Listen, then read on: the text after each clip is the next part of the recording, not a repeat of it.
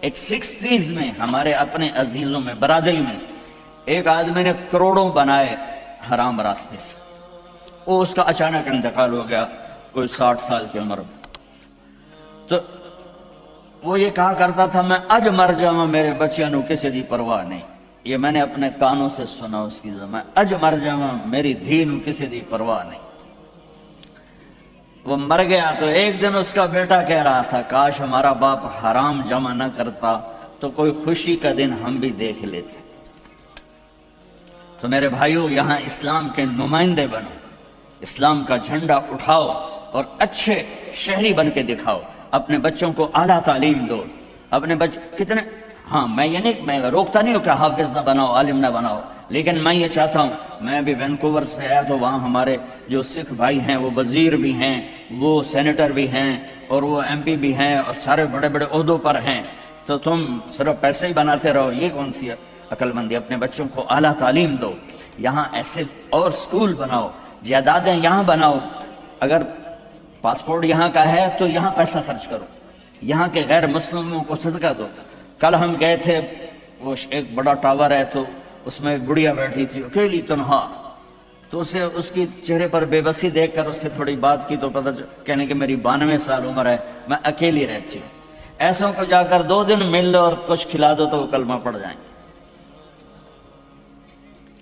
اب آپ لوگ جب یہاں آتے ہو تو پچھلے سمجھتے ہیں کہ ہوں تو سونے دی کان ہاتھ پہ گیا، پتر تیری بہن دی شادی کرنی ہے پیسے کھا لے، پتر تیری بڑائی دی شادی کرنی ہے پیسے کھا لے۔ وہ بیچارہ یہاں کیا کرے، وہ نوٹ چھاپے، وہ ہمارے در آدم خیل میں جاؤ، جتنے ڈالر چاہیے لے لو آسٹریلین،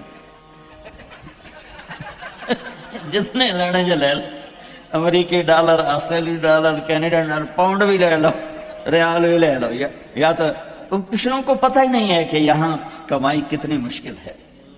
تو میں نہیں کہتا ہوں کہ اپنی بہنوں کی شادیوں کے لیے نہ کرو، اپنے رشتہ داروں کے لیے نہ کرو، لیکن پہلے اپنے بیوی بچوں کو دیکھو، پہلے یہاں اپنے پہلے جن کے والدین یہاں ہیں ان سے کہتا ہوں ماں باپ کو ٹائم دو، ماں باپ کو عزت دو، اور ماں باپ سے کہتا ہوں اگر جوائنٹ فیملی سسٹم ہے تو آنے والی بہو کو تنگ نہ کرو، اپنے بچے کی زندگی کو برباد نہ کرو۔ ایک حد ہے، یہ خامند کے ذمہ، بچے کے ذمہ ہے، ماں باپ کو اپنی عزت دے، اولاد بیوی کو اپنی عزت دے۔ اگر آپ اپنی اولاد کے خرچوں سے بعد بھی پیسہ بنتا ہے تو پھر اپنی کسی بہن کی، بھتیجی کی، بھانجی کی، بھائی کی شادی کرنے تو پیسہ بھیجو، لیکن اس طرح بچوں کو تنگی میں ڈال کے، اپنے آپ کو تنگی میں ڈال کے، ڈبل شفٹیں کر کے یہ ظلم نہ کرو کہ نماز بھی گئی، روزہ بھی گیا، قرآن بھی گیا، مسجد بھی گئی، جانوروں کی طرح لگے ہوئے، یہ کیا زندگی؟ آخری الفاظ میرے نبی کے تھے الصلاۃ وما ملکت ایمانکم، میری امت نماز نہ چھوڑنا، نماز نہ چھوڑنا۔ ان 1400 سال میں اگر نماز چھوڑنے کی گنجائش نظر آتی ہے تو صرف کربلا کے میدان میں میرے نبی کے نواسے کے لیے گنجائش نظر آتی ہے کہ ظلم انتہا پہ ہے، مظلوم انتہا پہ ہے۔ زمین آسمان نے ایسا منظر کبھی دیکھا نہیں، نہ دیکھیں گے، نہ ایسے قربان ہونے والے دیکھے نہ دیکھیں گے۔ اور سورج ڈھلا اور یہ جنت کے وارث نہیں ہیں، جنت کے سردار ہیں، جنت ہی نہیں ہیں، جنت کے سردار ہیں۔ میرے نبی نے فرمایا میرے بچے حسن اور حسین جنت کے نوجوانوں کے سردار۔ ہمیں تو پتہ ہی نہیں ہے، تم گرمی میں بیٹھے ہو، میں بھی یہاں کھڑا ہو کے میرا سردرد کا مستقل مریض ہوں، اپنے آپ کو، چونکہ مجھے 2 دن سے پھر اٹیک شروع ہو گیا تو میں اس وقت کوئی آسانی سے نہیں بول رہا ہوں، زور لگا کے بول رہا ہوں، لیکن پتہ کوئی نہیں قبول ہے کہ نہیں ہے، امید ہے کہ اللہ قبول کرے گا۔ اور یہاں ماں کا دودھ بھی نہیں چھوٹا اور اعلان ہو رہا ہے حسن اور حسین جنت کے نوجوانوں کے سردار ہیں۔ تو آپ اگر نماز چھوڑ بھی دیتے تو کیا ہوتا؟ نہیں، امت کو پیغام سنانا ہے، بتانا ہے، دکھانا ہے کہ مرتے ہوئے بھی نماز نہیں چھوڑی جا سکتی۔ آپ نے اپنے لشکر کے ایک نوجوان کو بلایا، زہیر بن القیم، وہ آ گیا ہے، کہ یہ شمر سے کہو 5 منٹ تو میں اپنی طرفوں کہہ رہے ہیں، تھوڑی دیر رک جائے، مجھے نماز پڑھنے دے، پھر جو چاہے مرضی کر۔ اس حال میں نماز نہیں چھوڑی۔ آپ بڑے مصروف ہیں، ایک چھوٹا سا مصلی اپنے ساتھ رکھو، آپ کو پاس ٹائم کوئی نہیں، فرض پڑھ لو، صرف فرض پڑھ لو تاکہ آپ کی حاضری لگ جائے، صرف فرض۔ میں یہ نہیں کہہ رہا ہوں سنتیں چھوڑ دو، میں کہہ رہا ہوں کہ اپنے آپ کو عادی بنانے کے لیے آپ کو مشکل ہو رہی ہے تو صرف فرض پڑھ لو، تاکہ کم از کم حاضری لگ جائے، حاضری لگ جائے۔ خوف کی نماز نہیں، عشق کی نماز پڑھو، جو حسین نے پڑھ کے دکھائی۔ جب انہوں نے کہا ہم نماز نہیں ہم تلوار نہیں روکیں گے، تو آپ نے کہا آدھے آدھے ہو جاؤ، آدھے نماز پڑھو، آدھے ان سے لڑائی کرو۔ پھر ان کو واپس بلا کے کہا تم نماز پڑھو، ہم لڑائی کرتے ہیں۔ عصر کی نماز سے پہلے گردنیں کٹ کر اور نیزوں پہ چڑھ گئی تھی۔ تو میں آپ سب سے گزارش کرتا ہوں، اللہ کی نماز پڑھو، اللہ کے محبت میں نماز پڑھو، اللہ کے شوق میں پڑھو، کسی کے ڈر سے نہیں، کسی کے خوف سے نہیں۔ جیسے آپ رات کو 12 بجے اشارے پر کھڑے ہوتے ہیں تو وہ کوئی آپ فرما برداری کی میں نہیں ہوتے ہیں، وہ $100 دا ڈر ہوں ٹھوک جانا ہے۔ نہیں تو اگر یہ نہ ہوتا تو ہماری طرح پاکستان میں دن کے 12 بجے بھی اشارہ توڑ کے تم جا رہے ہوتے، تو چھوٹا بڑا چنگا تکڑا ہے نا۔ ہاں، محبت کی نماز پڑھو۔ میں سینٹرل ماڈل اسکول لاہور سے میں نے میٹرک کیا تھا، تو میں ہاسٹل میں تھا، تو کئی وارڈن آئے، ہاسٹل وارڈن۔ تو ایک وارڈن طالب حسین تھے رحمۃ اللہ علیہ، بڑے اس وقت تو بڑے برے لگتے تھے، اب بڑے اچھے لگتے ہیں۔ وہ ہماری انہوں نے نگرانی ٹائٹ کر دی، ہمیں نکلنے نہیں دیتے تھے اور بھاگنے نہیں دیتے تھے ادھر، اور نماز کمپلسری کر دی۔ تو عشاء کی نماز میں کھڑا تھا، میرا روم میٹ آیا، فوت ہو گیا، اللہ اس کی بخشش کرے، جاوید نام تھا۔ تو ہمارے وارڈن کا نام تھا طالب حسین، تو اس نے میرے قریب آ کر نماز کی نیت شروع کی، 4 رکعت نماز فرض عشاء واسطے طالب حسین دے اللہ اکبر۔ تو اب میں بھی نماز میں کھڑا ہوں، میں کہا ایک ہی کیتا ہی، یہ ہماری نماز ہو رہی۔ وہ کہتا ہے طالب حسین دی پڑھدا پیا، کتنے اللہ دی پڑھدا پیا، اللہ اکبر۔ حسین والی نماز پڑھو، محمد مصطفیٰ والی نماز پڑھو۔ تو بھائیو، اپنے نبی کی پیاری زندگی کو سیکھنے کی نیت کرو۔ یہ تبلیغ کا کام اسی کی محنت ہے۔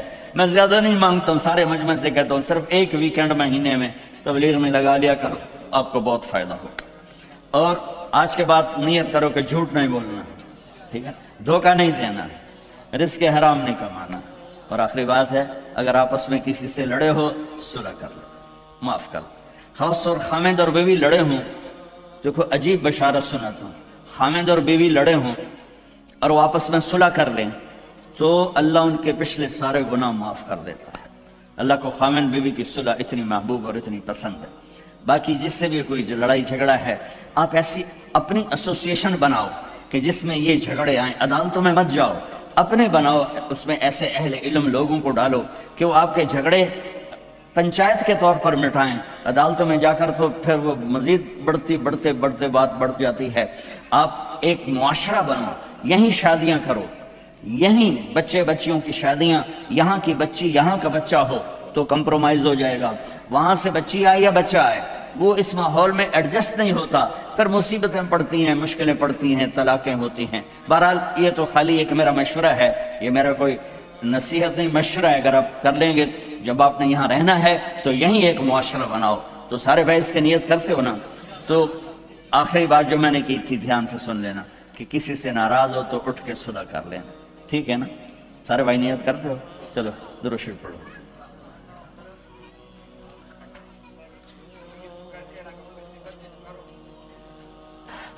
پتہ نہیں کیا کہا ہے میرے بھائی نے۔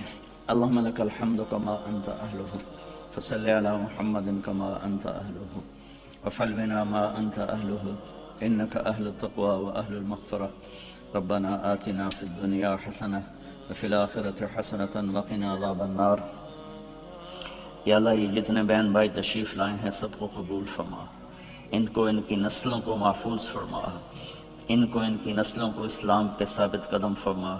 یا اللہ، اس ادارے کو کامیاب فرما، اس کی ضرورتیں پوری فرما، اس جیسے ادارے پورے بر اعظم میں یا اللہ کھولنے کی مسلمانوں کو توفیق عطا فرما۔ مسجدیں بنوا، مدرسے، اسکول بنوا، ان کی آپس میں محبتیں قائم فرما، لڑائیاں ختم فرما۔ خامد اور بیوی میں جو لڑائیاں ہیں انہیں صلح میں تبدیل فرما دے۔ بچے جو یا اللہ رل گئے خامد اور بیوی کی لڑائی سے، ان کو ماں باپ کا سایہ نصیب فرما۔ یا اللہ، جو حرام کام میں پھنس گئے ان کو رزق حلال نصیب فرما۔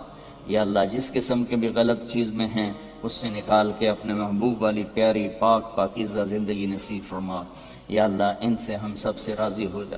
جو ہم میں بیمار ہیں صحت شفائے کامل نصیب فرما، اور جو ایمان پہ دنیا سے جا گئے چلے گئے اور قبروں میں تو ان کی قبروں کو روشن فرما، جب ہمارے جانے کا وقت ہے تو ایمان پہ خاتمہ نصیب فرما، اس سارے مجمع سے اور ہم سب سے راضی ہو جا، وصلی اللہ تعالی نبی کریم آمین۔